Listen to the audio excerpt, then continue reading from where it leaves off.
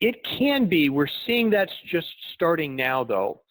There's a different change in the cadence of property management if you start flying that often.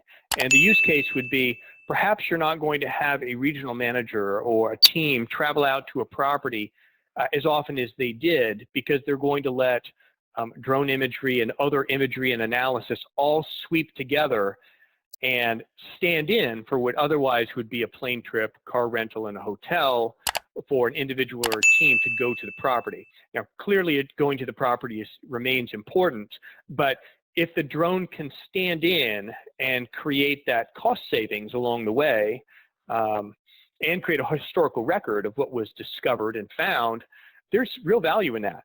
So I think that the industry is just coming to grips with the potential of cost savings and more granular decision making when it comes to day-to-day operations.